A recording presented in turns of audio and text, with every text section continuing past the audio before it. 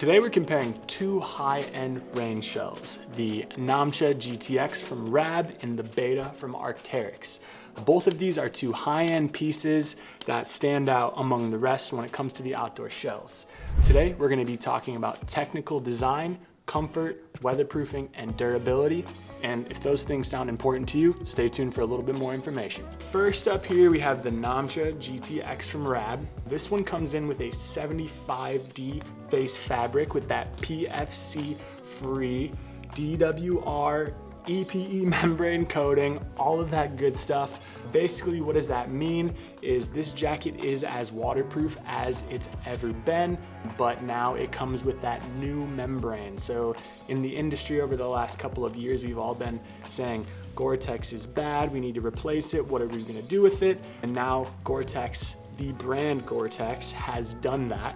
I had the pleasure of meeting the Gore-Tex team up in Squamish at the Arc'teryx Climbing Festival about a month ago, actually. And there was dealers from all over the US, stores like us at Ridge and River got the chance to go meet the scientists behind Gore-Tex on a one-on-one or 1 on 50, there's 50 of us there, grilling them with questions. What are you guys doing? How do you feel about it? All of that.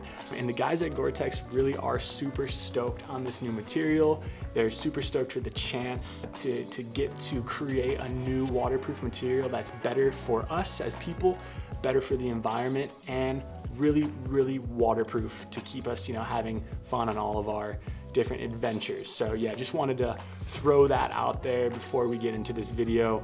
The guys at Gore-Tex are absolutely crushing it, and this new EPE membrane is really good, and it's only going to get better, and it's better for us and the world we live in. So check mark on that box. The Arc'teryx Beta, on the other hand, comes in with an 80D face fabric, so it's slightly more abrasion resistant, and then it also comes with that C-knit back around the inside.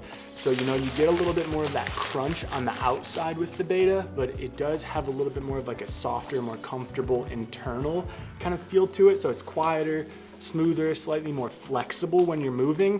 But the Rab jacket, is maybe slightly lighter weight with that 75D face fabric, and then it has some serious protection. They're claiming about 28,000 millimeters of waterproofing, which is insane.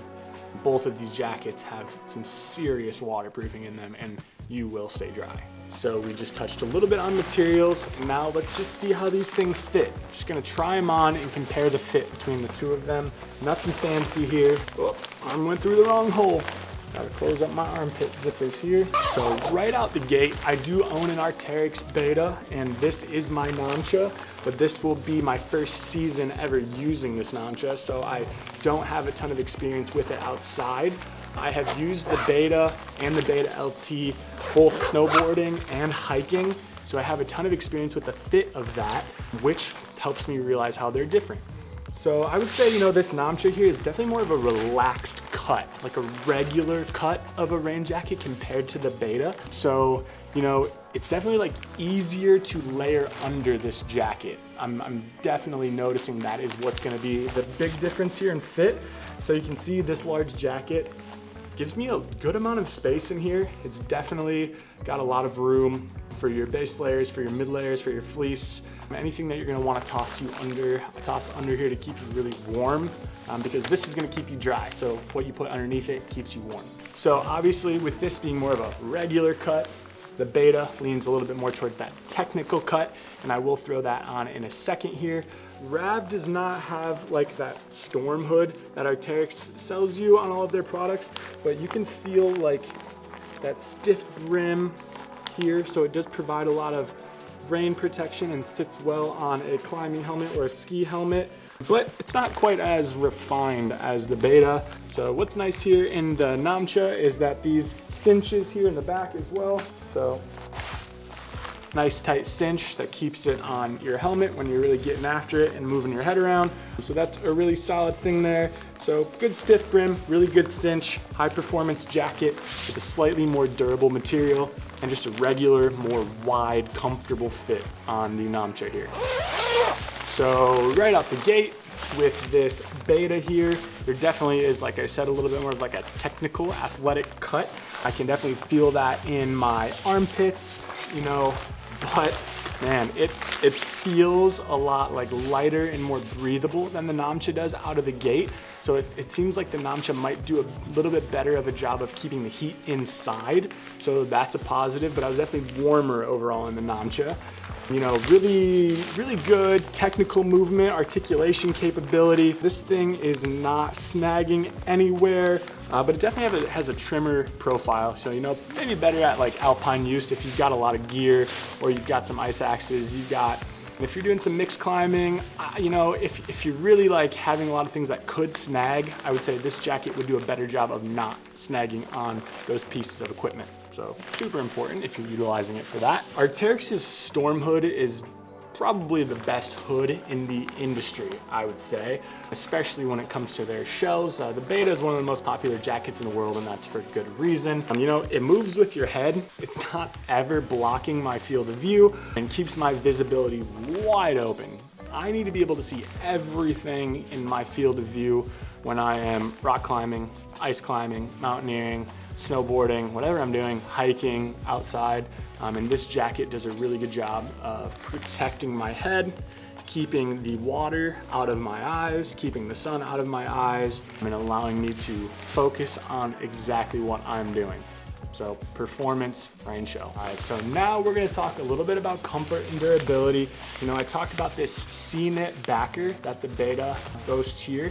So this definitely gives you a little bit more of a soft feel on the inside. So it does feel nice on your body. It's definitely a much, you know, it's funny to say softer rain shell because they're all pretty crunchy and hard, but this definitely is softer feeling than the Namche just from that C-knit backer. Not only is that C-knit backer a little bit more comfortable, but it definitely makes layers, you know, a little bit more like less likely to snag. With that softer, kind of more slidey material, your fleece, your mid layer, your insulating layers that you have just, you know, under your body or under the shell are less likely to snag on this and pull up. So that's gonna be better at keeping you warm, keeping your warmth in your body and not going through that hole. Maybe as you lift your arm up, it's not gonna snag as much. So definitely a little bit more slidey on there, not gonna snag as much. And it also improves the moisture vapor transfer, basically. So it does a better job of allowing that moisture that you're producing through activity to get out of the jacket, which is super important.